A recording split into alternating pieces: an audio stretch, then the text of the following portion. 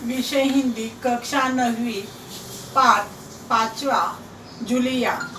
लेखक है उनके अंतोन चेखव। तो देखो, आज हम उसी पाठ के बारे में देखने वाले हैं। जूलिया। जूलिया है एक बच्चों की देखभाल करने वाली महिला है। तो उनके बारे में, वो दबू स्वभाव की है और भीरू, अन्याय सहन करती है। और उनके जो मालिक है गृह स्वामी जी, वह उसे किसी तरह से एक क्रूर मजाक करता है। यह हम देखने वाले हैं। और क्रूर मजाक करने के बावजूद उन पर किस तरह से, कैसे अन्याय सहन हो करती है, यह हमें इस पाठ में देखना है। ये एक एकांकिका है। तो देखो उनका परिचय। उनका परिचय है, जन्म 1900 जनवरी 1860 तगान, रोग रूसू, मृत्यू 15 जुलाई 1904। महान रूसी साहित्यकार अंतोन चेखव प्रसिद्ध कथाकार और नाटककार थे। उनकी कहानियों में सामाजिक कृतियों का व्यंग्यात्मक चित्रण किया गया है। प्रमुख कृतियां है एन डीरी स्टोरी, द वाइफ उपन्यास, आना on neck and Ben business, the bird market, old age, ग्रीशा आदि, इवानो द चेरी आर्चर्ड आदि नाटक। गद्य संबंधी यहाँ पर बताया गया है। एकांकी, इसका आकार छोटा होने के कारण इसमें एक ही कथा होती है। इसकी कथा व संवाद आदि अंत तक रोचक और आकर्षक होते हैं।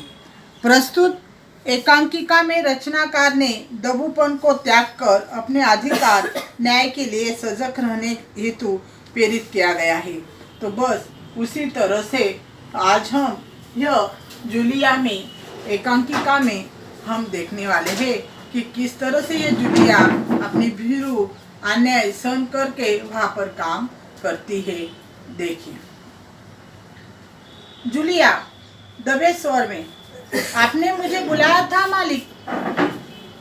गृह स्वामी, हाँ हाँ, बैठ जाओ जूलिया, खड़े मत रहो। जूलिया, शुक्रिया। गृह स्वामी, जूलिया, मैं तुम्हारी तनख्वाह का हिसाब करना चाहता हूँ।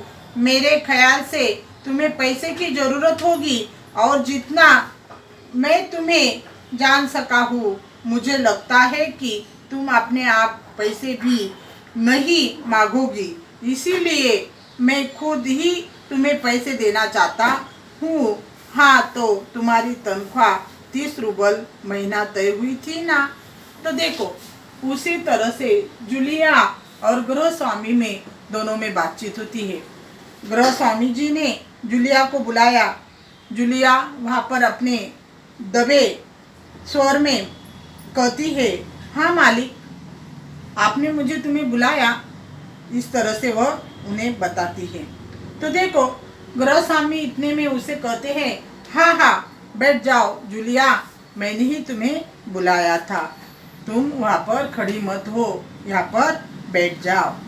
गृह स्वामी जी देखो, यह उन्हें कहते हैं कि जूलिया, मैं तुम्हारी तनख्वाह, तो तनख्वाह का यहाँ पर मतलब है, तनख्वाह का मतलब क्या है? वेतन, यानी कि तुम्हारा जो पगार हुआ है वह उनके बारे में उनका हिसाब क्यों ना आज कर ले। तो देखो, मेरे ख्याल से यानी कि मेरे विचार से तुम्हें पैसे की ज़रूरत होगी, और जितना मैं तुम्हें जान सका हूँ, मुझे लगता है कि तुम अपने आप पैसे भी नहीं मांगोगी। और उन्होंने जूलिया से कहा कि मैं तुम्हें जितना पहचानता हूँ, जानता हूँ, उतना मुझे मालूम है कि तुम्हें पैसे लगने के बावजूद भी तुम मेरे पास पैसे मांगने की हिम्मत नहीं करोगी। इसीलिए मैंने तुम्हें बुलाया है पैसे मांगने के लिए। इस तरह से उनमें से बातचीत होती है। हाँ, तो तुम्हारी तनख्वाह यानी कि तुम्हारा जो वेतन है वो कितना हुआ है? 30 रूबल। रूबल का मतलब क्या है? रूबल का मतलब रूसी मुद्रा, यानी कि इसी तरह से उन्होंने यह तय तय तय का मतलब निश्चय, यह बताया गया है। तो जूलिया देखो कैसे अपनी विनीत स्वर से यानी कि शांति से, यानी कि मन में चेहरे पर हाव भाव न होकर विनीत स्वर से वह कहती है, जी नहीं मालिक, 40 रूबल।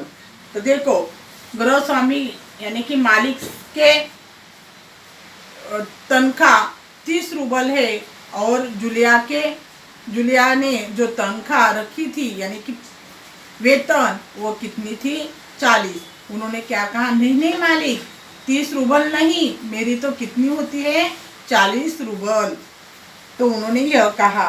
गृह स्वामी जी देखो उसे क्या बताता है, नहीं भाई 30, यह देखो डायरी। तो उन्होंने क्या कहा, नहीं नहीं नहीं भाई 30, यह देखो डायरी। तो देखो उन्होंने जब जूलिया ने 40 रूबल कहा तो गृह स्वामी जी ने उन्हें कहा कि नहीं नहीं तुम्हारी 30 ही रूबल है, ये देखो डायरी। डायरी डायरी का मतलब क्या है, दैनिकी। डायरी का मतलब क्या है, दैनिकी। और इसीलिए मेरे पास ये दैनिकी है, यह कॉपी है, इसमें मैंने लिख लिया है, यह आप देख लीजिए। और देखो मैंने इसमें नोट कर रखा है कि मैं बच्चों की देखभाल और उन्हें पढ़ाने वाले हर गवर्नर्स को 30 रूबल महीना ही देता हूँ। तुमसे पहले जो गवर्नर्स थी उसे भी मैं 30 रूबल ही देता था। अच्छा तो तुम्हारे पगार हमारे यहाँ काम करते हुए 2 महीने हुए हैं। तो देखो उन्होंने कहा गृह स्वामी ने कि मैंने ये सब कुछ अपने नोट करके रखा है और इसीलिए मैं बच्चों की देखभाल और पढ़ाने के मैं कितने 30 रूबल देता हूँ। और पहली जो गवर्नर्स थी, गवर्नर्स यानी कि गृह शिक्षिका, गवर्नर्स यानी कि क्या, गृह शिक्षिका, पहली जो गृह शिक्षिका थी उसे मैं 30 रूबल देता हूँ और तुम्हें भी 30 रूबल दूंगा, यह उन्होंने कहा। और इसीलिए उन्होंने यह भी कहा कि अच्छा तो हमारे यहाँ काम करते हुए कितने महीने हुए, 2 महीने हुए हैं और 2 महीने का हिसाब ये देखो। तो जूलिया और फिर से जूलिया अपने दबे स्वर में कहती है, जी नहीं 2 महीने 5 दिन। तो देखो जब गृह स्वामी ने उसे बताने की कोशिश की कि तुम्हारे 2 महीने हुए हैं तो उन्होंने अपने फिर से दबे स्वर से यानी कि कम आवाज़ से उसे बताने की कोशिश की कि नहीं नहीं मेरे 2 महीने हुए नहीं है, मेरे तो 2 महीने और 5 दिन है। तो इसी तरह से गृह स्वामी में और जूलिया में दोनों में बातचीत होती है और गृह स्वामी उसे बार बार यही बताने की कोशिश कर रहे हैं कि तुम्हारी ही यह मेरे हिसाब से इतने हुए और तुम्हारे हिसाब से इतने हुए। तो देखो गृह स्वामी जी उन्हें क्या बताते हैं, क्या कह रही हो जूलिया, ठीक 2 महीने हुए हैं भाई, मैंने डायरी में सब नोट कर रखा है। और देखो गृह स्वामी ने अपने ऊंचे आवाज में उन्हें बताने की कोशिश की, तुम क्या कह रही हो कि 2 महीने और 5 दिन हुए, नहीं नहीं मैंने सब कुछ अपने नोट करके रखा है, ये देखो डायरी और इसमें लिखा हुआ है कि 2 महीने ही हुए हैं भाई मैंने। हाँ तो 2 महीने के बनते हैं 60 रूबल। और उन्होंने क्या कहा कि 2 महीने के ही 60 ही, हाँ 60 ही रूबल होते हैं। लेकिन 60 रूबल तभी बनते हैं जब महीने में तुमने एक दिन भी छुट्टी न ली हो। और ये 60 रूबल कब बनेंगे, जब तुमने महीने में एक भी छुट्टी ली नहीं हो, तभी यह 60 रूबल बन सकते हैं। इसीलिए उन्होंने ये समझाने की कोशिश जूलिया को करने का प्रयास किया गया है। जूलिया ने यह जब सुना तो देखो उसने दिन तुमने कोई काम नहीं किया। तो देखो उन्होंने क्या कहा कि जब महीने में तुमने एक दिन भी छुट्टी न ली हो, तुमने इतवार को छुट्टी मनाई है, उसी दिन तुमने कोई काम नहीं किया, सिर्फ कोलिया को घुमाने के लिए ले गई हो। और यह तो तुम भी मानोगी कि बच्चों को घुमाने के लिए ले जाना कोई काम नहीं होता। तो देखो गृह स्वामी जी ने उन्हें बताने की कोशिश की कि एक भी छुट्टी न लेने पर यह तुम्हारा 60 रूबल होता है, लेकिन तुमने इतवार इतवार इतवार किसे कहा जाता है? इतवार रविवार को ही कहा जाता है। और इसीलिए उन्होंने बताने की कोशिश की कि तुमने इतवार के दिन छुट्टी ली थी और यह छुट्टी के दिन तो काम नहीं कर दिया जाता है, या काम नहीं न होने के कारण वो छुट्टी तुम्हारी हो थी। इसीलिए उन्होंने यह बताने की कोशिश की कि सिर्फ कोल्या को घुमाने के लिए ले गई हो, और यह तो भी मानेगी कि बच्चा घुमाने के लिए ले जाना कोई काम नहीं होता। और देखो, कोल्या को तुमने घुमाने के लिए ले गई थी, इसीलिए यह घुमाना तुम्हारा काम नहीं है। और ये वो कहते हैं कि यह छुट्टी ही है। तो देखो, कोई काम नहीं होता, इसके अलावा तुमने 3 छुट्टियां और ली है, ठीक है ना? और उन्होंने क्या कहा, फिर से उसे समझाने की कोशिश की कि तुमने 3 बार छुट्टी ली है, और इसीलिए ये छुट्टी लेने के बावजूद उस छुट्टी लेने के लिए छुट्टी और ली है, यह मैं कह रहा हूँ, ये ठीक है ना? ये छुट्टी ली है ना तुमने? इस तरह से गृह स्वामी जी जूलिया से बातचीत करता है। जूलिया देखो दबे स्वर से फिर से कहता है, जी आप कह रहे हैं तो ठीक है गृह स्वामी। अरे भाई, मैं क्या गलत कह रहा हूँ? हाँ तो 9 इतवार और 3 छुट्टियाँ यानी 12 दिन तुमने काम नहीं किया। तो देखो उन्होंने कैसे हिसाब लगाया, 3 छुट्टियाँ और 9 इतवार यानी कि कुल मिलाकर 12 ये छुट्टियाँ तुम्हारे हो चुके हैं। इसीलिए यह तुमने कितने दिन काम किए? 12 दिन काम किया है, यह बताने की कोशिश उन्होंने की गई है। यानी तुम्हारे 12 रूबल कट गए। उधर कोल्या 4 दिन बीमार रहा और तुमने सिर्फ वान्या को ही पढ़ाया।